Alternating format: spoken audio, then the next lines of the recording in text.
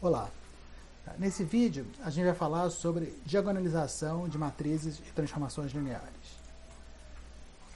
Para motivar esse assunto, a gente vai começar falando de potências de matrizes e de transformações lineares. Muito bem, a gente define potência de matriz à semelhança de como a gente define potência de números, de escalares. Tá? Então, a gente vai dizer que a potência zero de uma matriz é a identidade, tá?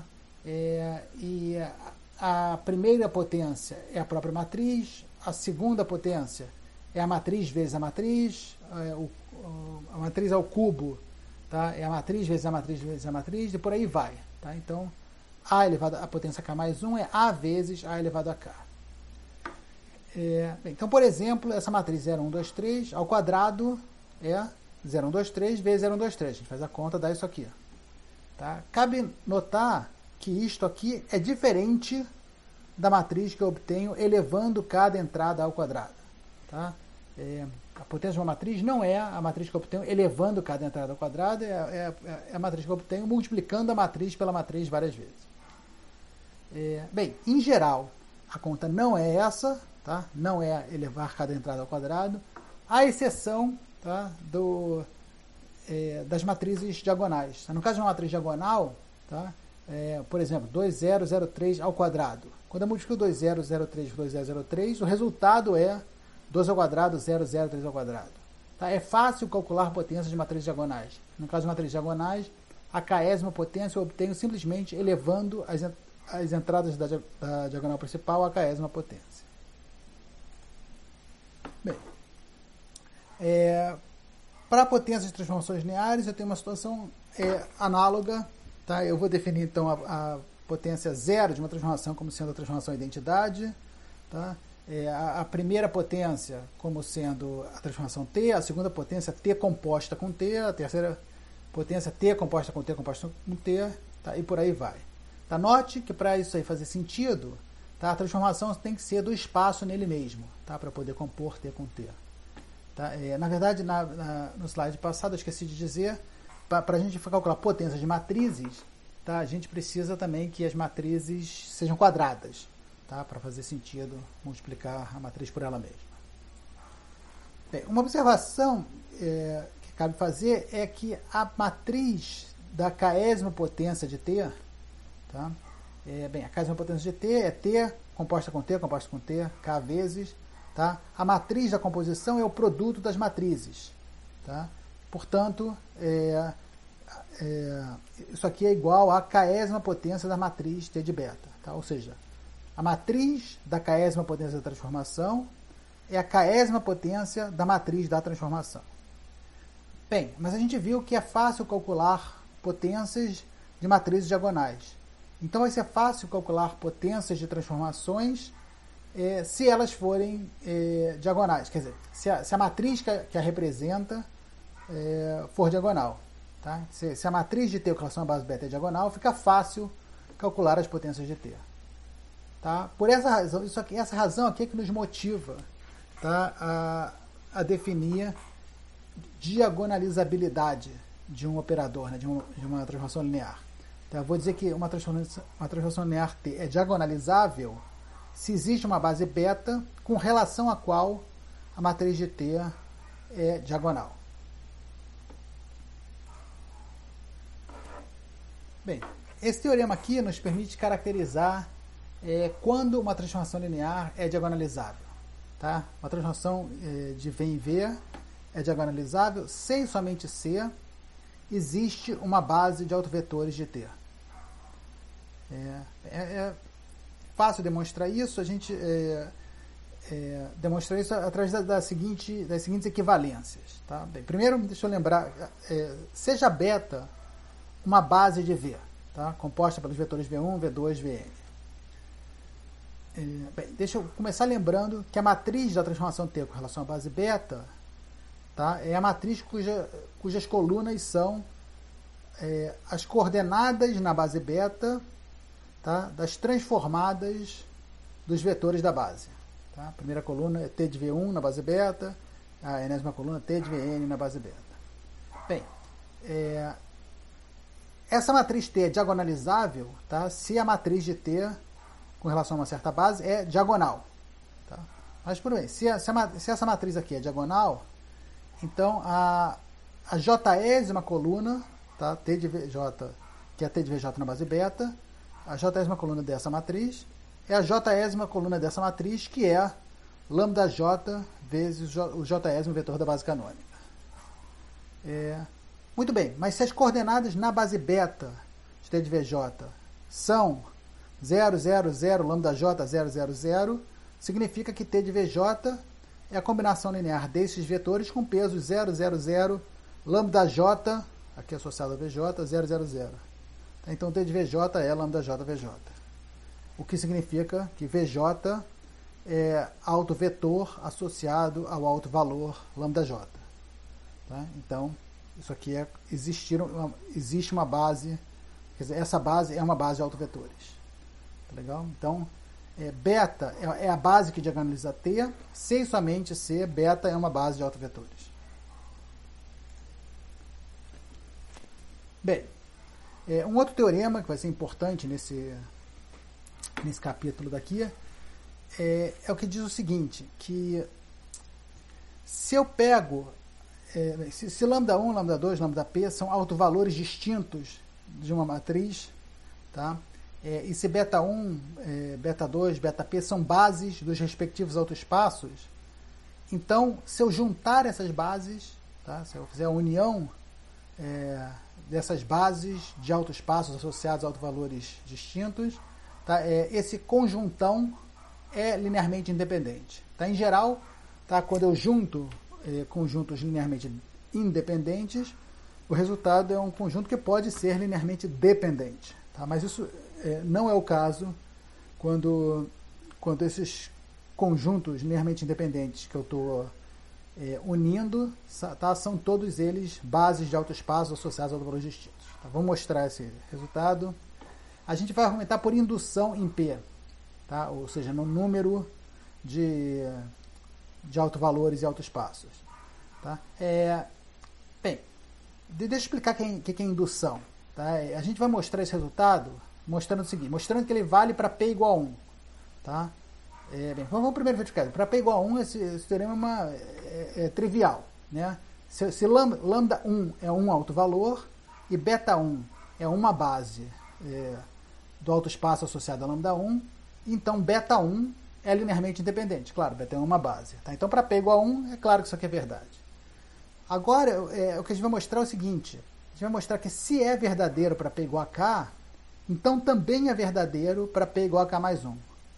A gente já sabe que é verdadeiro para P igual a 1. Se a gente mostrar isso aqui, tá? Se a gente mostrar que se é verdadeiro para P igual a K, então é verdadeiro para P igual a K mais 1, a gente, como é verdadeiro para 1, então é verdadeiro para 2. Como é verdadeiro para 2, então é verdadeiro para 3, tá? E assim por diante, está provado para qualquer P. Tá? Isso é uma técnica muito usada em matemática, se chama demonstração por indução. Então tá, vamos assumir que a união, tá, de beta 1 até beta k é um conjunto Lie. Tá? Eu vou denotar esse conjunto Lie assim, tá? Vou chamar os vetores desse conjunto Lie de V1, V2 até Vr. Bem, e vou chamar beta k mais 1, a base do autoespaço associado a lambda k mais 1, eu vou denotar por o 1, o 2, o q. O que eu quero fazer é mostrar que a união, tá, desses dois conjuntos, tá, ou seja, o conjunto que contém os vetores V1 até Vr e o 1 até o q, que esse conjunto aqui é Lie. Então eu tenho que mostrar que se eu pegar uma combinação qualquer desses vetores dando vetor nulo, necessariamente os coeficientes são todos iguais a zero. Tá? Eu quero mostrar que todos os alfa is e todos os alfa j são zeros, tá? Se vale isso aqui. Bem, deixa eu lembrar o seguinte, tá? Que esses V's daqui são todos autovetores, tá? Bem, são todos vetores que estão em algum dos autoespaços de 1 até k. Tá? Então são todos autovetores associados aos autovalores de lambda 1 até lambda k. Então A vezes VI é sigma I VI, tá? Onde sigma I é algum dos valores lambda 1 até lambda k. Muito bem. A gente tem então o seguinte, vou aplicar a transformação linear A menos lambda k mais 1 I, tá, nesse vetor daqui. Tá? Esse vetor daqui, por hipótese, tá, essa combinação linear daqui dá o vetor nulo. Então, essa transformação linear aplicada nessa combinação linear dá zero, dá o vetor nulo. Muito bem, mas se isso aqui é uma transformação linear, eu posso passar essa transformação aqui para dentro. Tá? Então, tá transformada da combinação linear é a combinação linear das transformadas.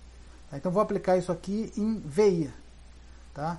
A vezes VI é sigma I VI. Tá? Menos lambda K mais 1, identidade vezes VI, menos lambda K mais 1 VI.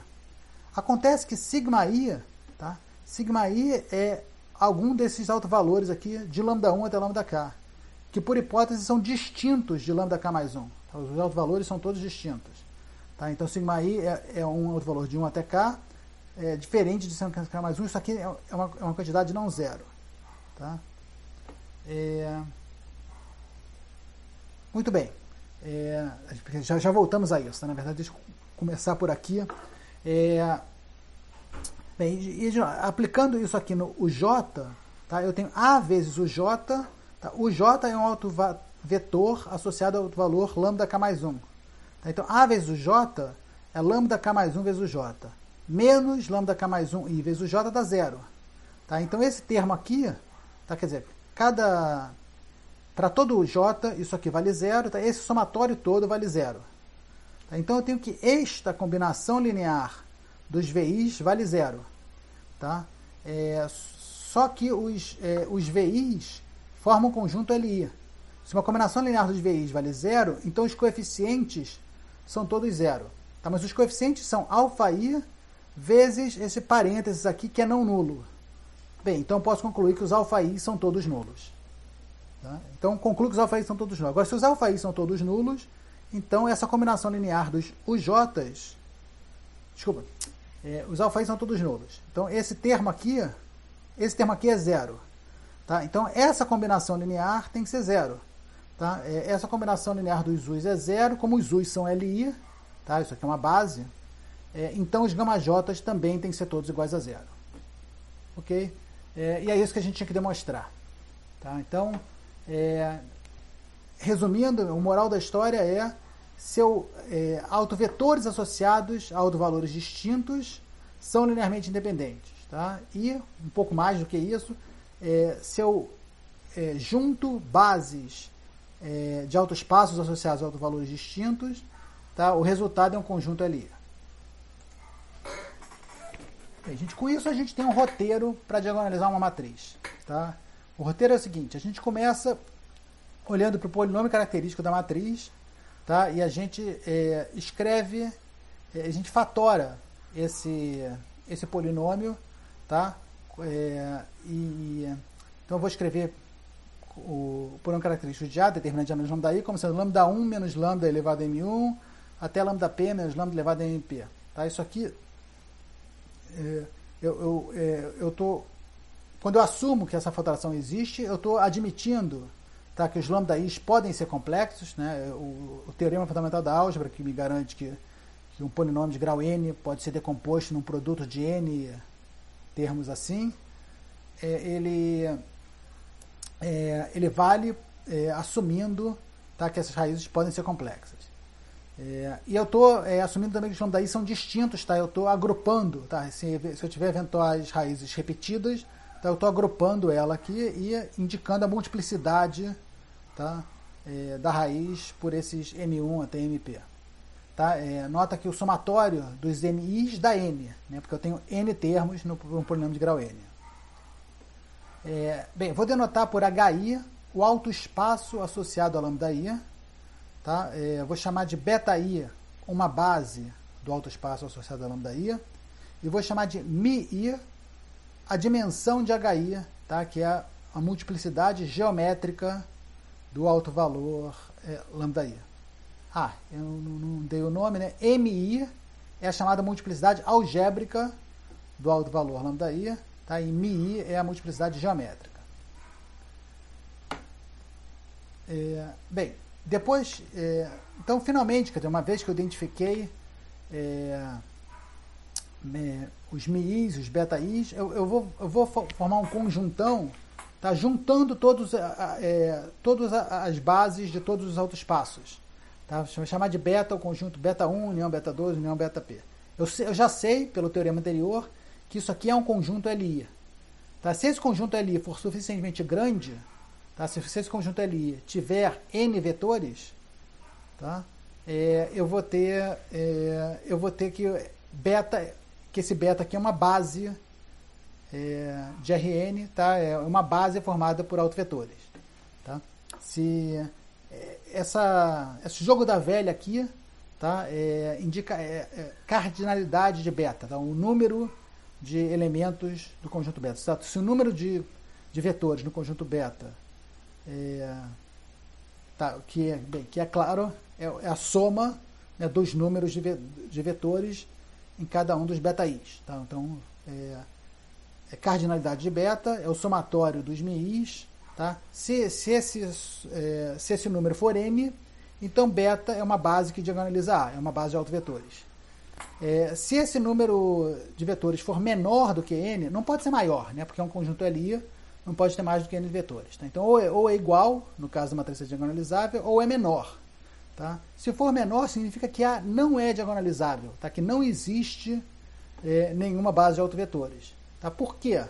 Tá? Por qualquer conjunto linearmente independente de autovetores, né? Se tiver uma base de autovetores, será um conjunto linearmente independente de autovetores. Tá? Mas esse conjunto linearmente independente de autovetores vai ter no máximo cardinalidade de beta vetores. Tá? Porque um conjunto de autovetores ele é gerado, tá, por beta. Porque todo autovetor está em algum outro espaço, logo é gerado por beta. Tá bom? A gente sabe que um conjunto LI não pode ser maior do que um conjunto gerador. A gente já viu esse resultado. Bem, gente, um último teorema aqui desse vídeo. Ele afirma o seguinte, bem, em poucas palavras, que a multiplicidade geométrica de um alto valor, tá, μk, é sempre menor ou igual do que a multiplicidade algébrica. Tá? Então, se lambda k é um alto valor de A, tá, e mk é a multiplicidade algébrica, tá, é a multiplicidade enquanto raiz do polinômio característico, e μk é a multiplicidade geométrica, é a dimensão do alto espaço, então μk é menor ou igual do que mk. Bem, vamos ver a demonstração desse resultado. Eu vou começar pegando uma base, que vou chamar de beta k, para o alto espaço associado a lambda k. Tá? E vou completar beta k a uma base do espaço inteiro. Tá? Então, eu tenho μk vetores, tá? em beta k. Né? Beta k é uma base do alto espaço. O alto espaço tem dimensão multiplicidade geométrica do alto valor, né? Então beta k tem μk vetores, tá? E aí eu vou completar o V1, V2 até Vmk com mais n menos mk vetores aqui para uma base do espaço inteiro. E vou olhar para a matriz da transformação associada com A, tá? Com relação à base beta. Tá? Então vou mudar de base a minha matriz. Tá? Eu vou escrever a minha matriz com relação à base beta. Bem, uma transformação qualquer com relação a uma base, né, cada coluna é dada pelas coordenadas na base beta da transformada do respectivo vetor da base. Tá? Então a primeira coluna vai ser A vezes V1 na base beta, a segunda coluna A vezes V2 na base beta, e por aí vai. Bem, repara que para os primeiros μk vetores, tá, que são os vetores de beta k, tá, que são autovetores associados ao alto valor lambda k, eu tenho que A vezes Vi é lambda k vezes Vi. Tá? Então AV1 é lambda k V1, AVMk é lambda k vezes Vmk. Tá? Bem, isso vale só para os vetores de beta k. Para esses vetores aqui, eu não tenho nada de especial. Tá? Então, só repito eles aqui. Muito bem. As coordenadas na base beta de lambda k V1, tá? Como é que eu escrevo lambda k V1 como programação linear de V1, V2, V3? É uma vez. Quer dizer, lambda k V1, eu escrevo como lambda k vezes V1, mais 0 vezes V2, mais 0 vezes V3, mais 0 vezes Vn. Como é que eu escrevo lambda K V2 como combinação linear de V1, V2, V3? 0, lambda K, 0, 0, 0. Tá? Então, as primeiras colunas, tá? As primeiras colunas dessa matriz, tá? São lambda K vezes vetores da base canônica. Lambda K é 1, lambda K é 2. Tá? Então, a minha matriz, a matriz já com relação à base beta, tem essa estrutura em blocos daqui. Tá? Aqui tem um bloquinho que é lambda K vezes a identidade. Tá? Lambda K na diagonal principal, 0 fora. Aqui embaixo eu tenho um bloquinho de zeros. Tá? E essa parte da matriz aqui não tem nenhuma estrutura especial. Tá? Aqui eu tenho n menos mk colunas, que não tem nada de especial. Então eu chamo esse bloquinho de x e esse bloquinho de y. Tá legal? Bem, vou transportar isso aqui para o próximo slide. Tá? Então, eu tenho que, se beta k é uma base do autoespaço associado a lambda k, e beta completa uma base do espaço inteiro, então a matriz de A com relação à base beta tem essa estrutura. Bem, o polinômio característico de A, tá, é o determinante de A menos lambda I. A matriz A nada mais é do que a matriz da transformação associada com A, que a gente denota por lá também, com relação à base canônica. Né? Só que a gente viu que, na verdade, o polinômio característico não se altera quando eu mudo de base. Tá? Então, se eu trocar a matriz de A com relação à base epsilon canônica pela matriz de A com relação à base beta, eu tenho o mesmo determinante aqui, então, o mesmo polinômio característico. Tá? Então, bem, eu vou calcular o determinante desta matriz, tá? A na base beta, menos lambda I. Tá? Bem, tirando o lambda I da diagonal principal, tá? Aqui vai ficar lambda K menos lambda I, lambda K menos lambda I. Aqui vai ficar I menos lambda, Y menos lambda I. Tá? Repare, essa matriz aqui ela é bloco triangular superior. Tá? Então, o determinante dela é o produto dos determinantes desse bloquinho e desse bloquinho. Então, vai dar o determinante, tá, desse bloquinho menos lambda I, vezes o determinante desse bloquinho menos lambda I. Bem, isso aqui, tá, esse determinante, essa matriz diagonal, o determinante é o produto das entradas na diagonal principal. Tá? Lambda K menos lambda elevado ao número de entradas que eu tenho aqui, que é μk. E aqui o determinante de y menos lambda I é o polinômio característico de y. Muito bem, o que eu concluo? Lembra, o que eu estou querendo? Eu estou querendo concluir alguma coisa sobre a multiplicidade geométrica, sobre a multiplicidade algébrica do alto valor lambda K. A multiplicidade algébrica do alto valor lambda K é o número de vezes que o fator lambda K menos lambda aparece nesse polinômio. Bem, eu estou vendo aqui lambda K menos lambda aparece μk vezes ou mais. Tá? Na verdade, eu não sei nada sobre o polinômio característico de y. Eu não sei se lambda K menos lambda é ou não o fator do polinômio característico de y. Tá? Então, eu não posso afirmar que a multiplicidade algébrica é igual a μk, mas eu posso afirmar que é maior ou igual. Tá? Então, esse é o resultado. Tá? mk é maior ou igual do que mk.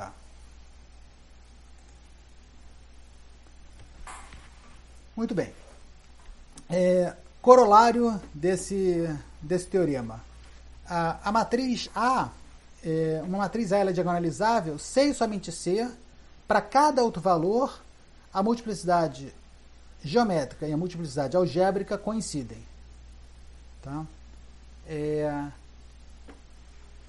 Demonstração. Né? Vamos lembrar, a gente mostrou no teorema anterior tá, que μi, a multiplicidade geométrica, é sempre menor ou igual do que a algébrica, para qualquer alto valor, né, de qualquer transformação. A gente também sabe, né, que o somatório das multiplicidades algébricas dá n. Né? Se eu contar as raízes do polinômio característico, levando em conta a multiplicidade, tá, o número de raízes é o grau do polinômio, tá, que é n. E lembrando ainda do resultado, né, que a matriz é diagonalizável, C e somente C, tá, o somatório das dimensões dos autoespaços, né, o somatório das multiplicidades geométricas, dá a dimensão do espaço inteiro. Bem, com isso eu tenho que a volta é trivial. Tá? Se as multiplicidades coincidem para cada outro valor, eu já sei que o somatório dos MIs dá n. Tá? Se MI igual a MI, então o somatório de MI também é igual a n, logo é diagonalizável. Tá? Então a volta é trivial. Tá? Para provar a ida, Tá? O que a gente viu, eu tenho uma desigualdade termo a termo. Tá? Eu tenho que o MI é sempre menor ou igual do que MI. Tá? Os MIs, se eu somar os MIs, dá M. Tá? Quando eu somar os MI, quando eu somar os MIs, só vai dar M se eu tiver igualdade. Tá? Se essas desigualdades aqui forem sempre igualdades. Tá? Porque se em algum lugar, se para algum dos I's eu tiver uma desigualdade estrita, tá?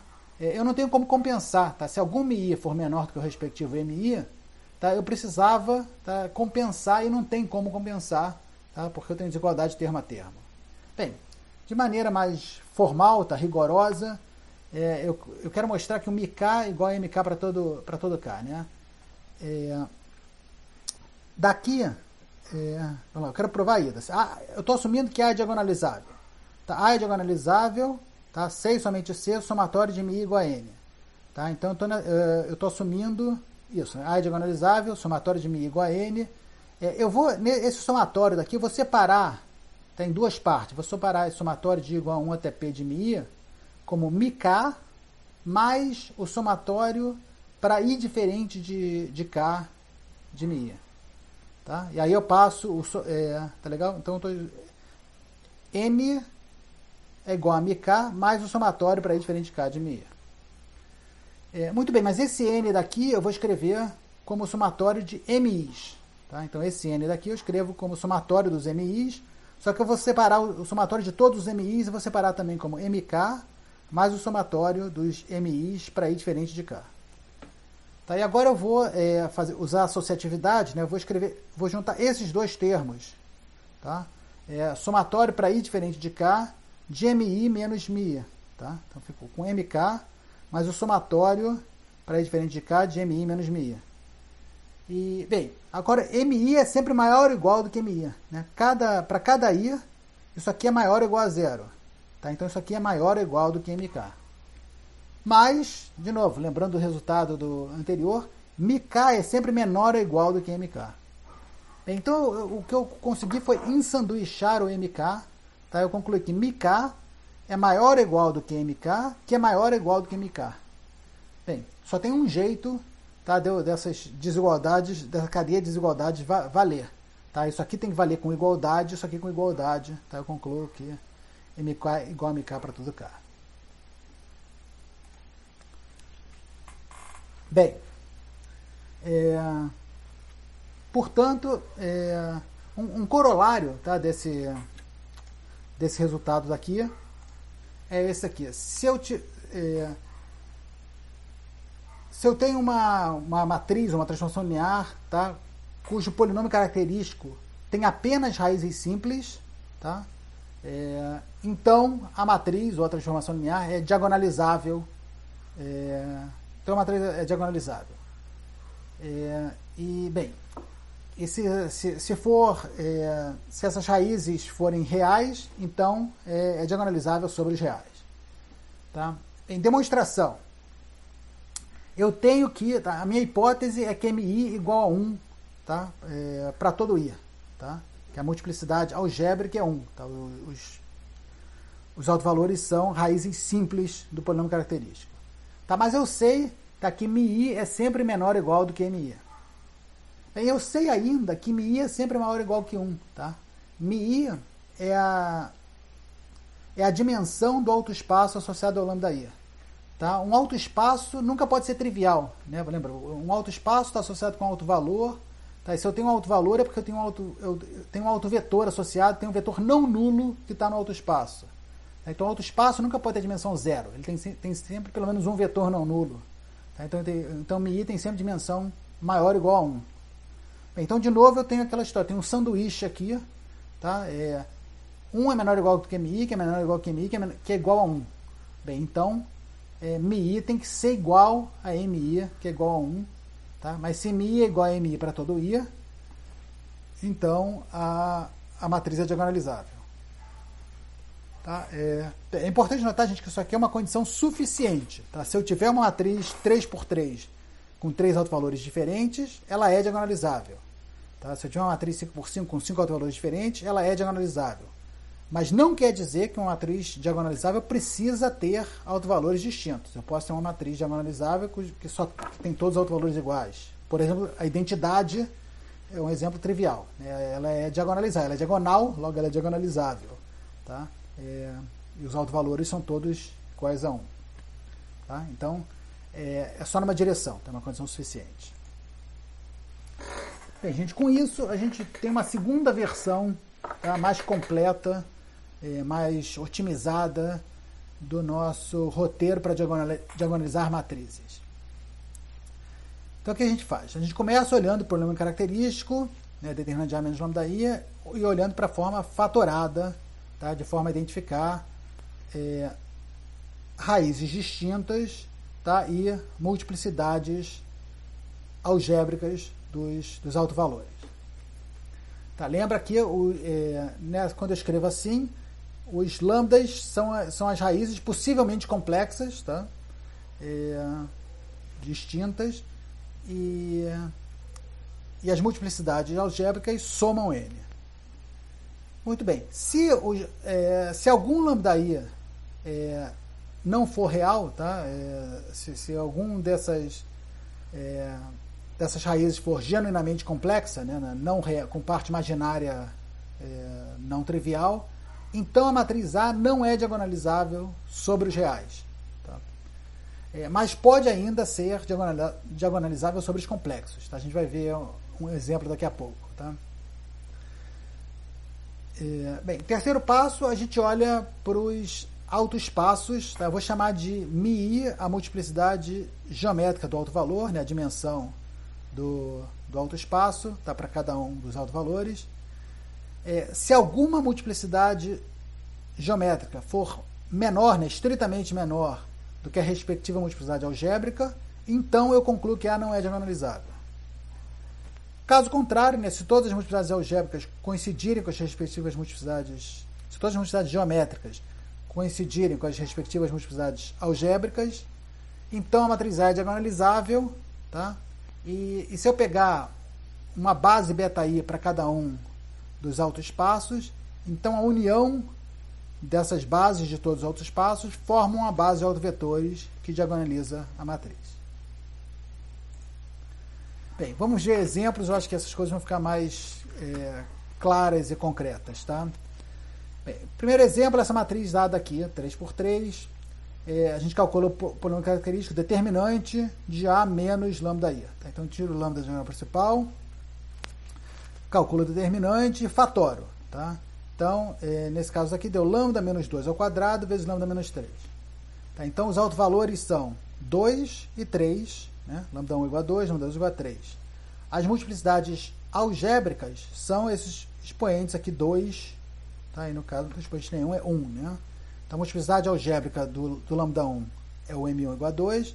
A multiplicidade algébrica do lambda 2, tá? Aqui é 3. Então, o lambda 2 é 3. A multiplicidade algébrica dele é 1. Tá? Então, está aqui essa matriz. A gente já viu quais são os autovalores e multiplicidades algébricas. Vou calcular agora a dimensão do autoespaço H1, né? Do autoespaço associado ao primeiro autovalor.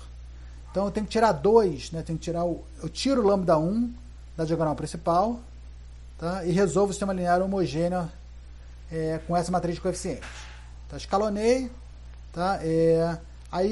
Com isso, agora, eu não preciso nem resolver ainda o sistema linear para saber quem é o μ1, né? Quem é a multiplicidade geométrica do autovalor lambda1, que é a dimensão desse autoespaço, que é a dimensão do conjunto de solução. A dimensão do conjunto de solução é o número de variáveis livres. Tá? Uma equação em 3 incógnitas tem 2 variáveis livres, tá? μ1 é igual a 2. Tá?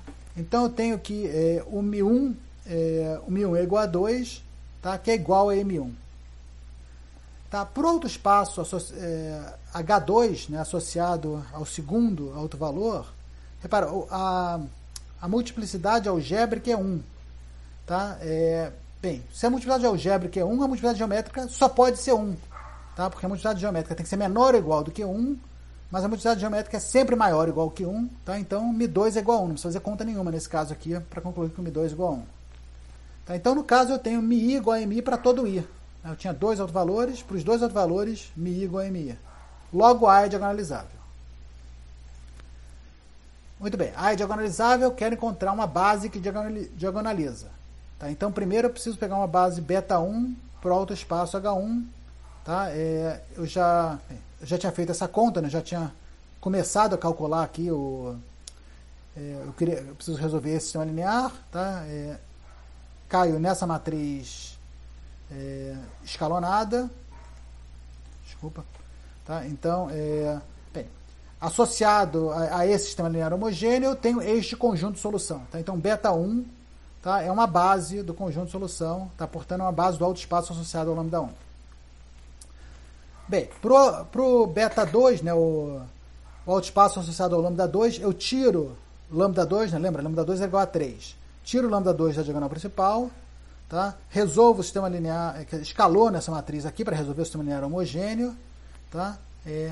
Dá essa matriz aqui escalonada, e aí daí eu calculo uma base para o conjunto de solução. Tá? Então esse beta 2 aqui é uma base do autoespaço associado ao lambda 2. Se eu fizer a união do beta 1 com beta 2, tá? Eu tenho esse conjunto aqui LI, que é uma base do beta 1, esse conjunto LI, que é uma base do beta 2, e como eles são a união de autoespaços associados a autovalores distintos, tá? Isso aqui é um conjunto LI de 3 vetores de R3, é uma base de autovetores de A.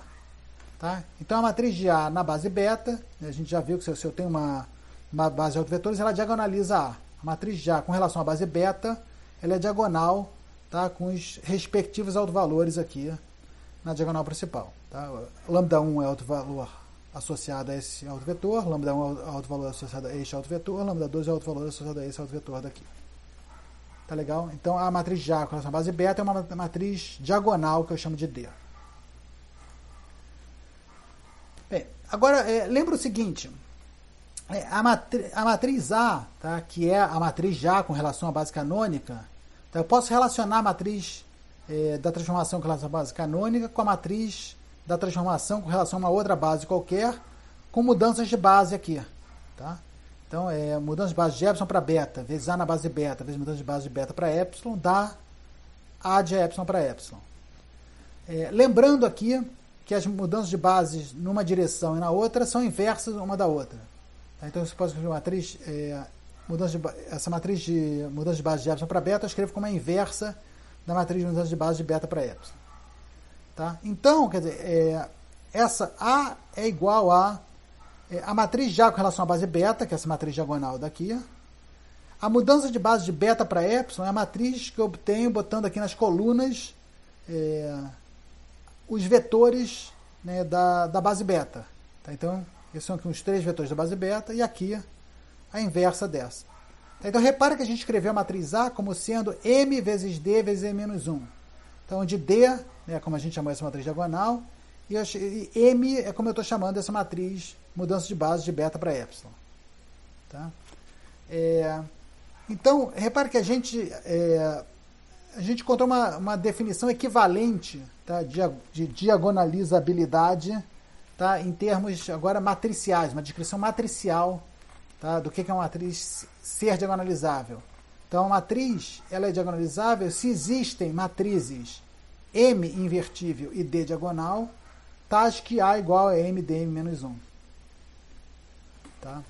Essa decomposição, A igual a MD-1, ela é chamada de decomposição espectral de A. Tá? E ela, se A igual a MD-1, então a matriz D é uma matriz, essa matriz diagonal D tem na sua diagonal os autovalores de A, e a matriz M tem nas suas colunas os respectivos autovetores de A. Bem, outro exemplo. Tá? Pega essa matriz A, 3 por 3, quero diagonalizá-la se possível. Né? Então, eu começo calculando o polinômio característico, né? Determinante de A menos lambda I, tá? Fatoro o polinômio, então tem o autovalor 2 com multiplicidade 2, tem o autovalor 3 com multiplicidade 1. Bem, eu vou calcular a dimensão do autoespaço H1, tá? Associado ao primeiro autovalor, esse aqui tem multiplicidade 2, né? O lambda 1 igual a 2. tiro 2 da diagonal principal, resolvo o sistema linear homogêneo. A matriz escalonada é essa daqui, 2 equações em 3 incógnitas, uma variável livre, logo a multiplicidade geométrica do alto valor lambda 1 é 1. Diferente, né, menor do que a multiplicidade algébrica. Então, o μ1 é 1, tá, que é estritamente menor do que o M1, que é 2. Logo, essa matriz A não é diagonalizável. Tá, não preciso fazer mais conta, não preciso calcular o μ2, o H2, tá, eu já sei, tá, que essa matriz não é diagonalizável. Bem, gente, terceiro exemplo. Tá, matriz A 3x3, começa calculando o polínômio característico. Acontece que esse polínômio característico agora, tá, ele tem raízes complexas. Tá? Então, tem um par de raízes complexas conjugadas, tá, e uma outra raiz real aqui. Então, essa matriz A ela não é diagonalizável. Tá? Bem, então a gente está pensando, quando a gente não fala nada no nosso curso, a gente está pensando pensando nos reais. Tá? Então, se eu quiser ficar no mundo dos reais, a matriz A não é diagonalizável. Tá? Não existe uma base de R3 que diagonalize a matriz A. Tá? Não existe uma base de R3 com relação a qual a matriz A seja diagonal. Tudo bem. Mas o exemplo 3', repara, é o mesmo exemplo. Tá? Esse mesmo exemplo, tá?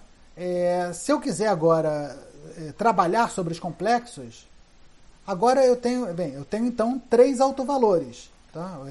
2 menos i, 2 mais i e 3, tá? As raízes desse polinômio são autovalores complexos. Tá? Bem, se a matriz tem matriz 3x3 tem 3 autovalores distintos, ela é diagonalizável, a gente viu esse resultado. Tá? Então, sobre os complexos, ela é diagonalizável. Então, eu tenho esses 3 autovalores aqui, todos eles com multiplicidade algébrica 1, e, portanto, com multiplicidade geométrica também 1. Tá? Aí tudo bem, resolvo esses sistemas homogêneos, tá? Encontro bases para os conjuntos de soluções. Essas bases, tá? Vão ser complexas. Tá? Os vetores, os autovetores vão ser autovetores complexos, tudo bem. Tá? Encontro base beta 1, beta 2, beta 3. A união dessas bases vai me dar uma base que diagonaliza A. Tá? A matriz já com relação a essa base beta daqui é a matriz diagonal com os autovalores na diagonal principal, esses autovalores complexos daqui. Então, a matriz A é igual a MDM-1 com esse D complexo daqui, com essa matriz M complexa daqui. Ok? Bem, gente, finalmente, vamos fazer um exemplo de uma aplicação, tá, da decomposição espectral para calcular potências de uma matriz. Tá? Então, essa matriz A é a matriz do nosso primeiro exemplo. Tá? Eu quero calcular a 10ª potência dela, tá? Dessa matriz aqui. Tá? No primeiro exemplo, a gente viu que essa matriz A pode ser escrita como MDM-1, com esse M daqui, com esse D daqui. Tá? Como é que a gente usa isso para calcular a 10ª potência de A? A 10ª potência de A é A vezes A vezes A 10 vezes. Né? Então, MD-M-1 vezes M vezes D-1 vezes, né, 10 vezes. Então, aqui no meio, vai aparecer M-1M, tá? O M-1 do fim de um bloquinho desses, e o Mzinho inicial de outro bloquinho, tá? Que corta, né? M-1 vezes M da identidade, que é o elemento neutro. Tá? Então, quando eu fizer essa conta daqui, vai cortar M-1 com M, M-1 com M, M-1 com M, vamos sobrar 10 Ds aqui no meio. Tá? Vai sobrar M, D elevado a 10ª, M-1. Tá? M-1, e aqui no meio D elevado a 10ª. E aquela história, a matriz diagonal é fácil, tá, de calcular potências. Tá? Então, fazer essa conta daqui, tá, é muito mais barato, é muito menos custoso do que fazer o produto de A por A por A 10 vezes. Tá?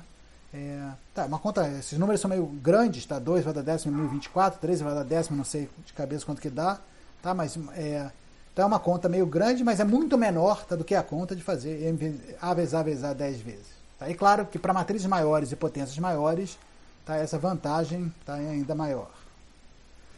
Ok, gente, a gente para por aqui.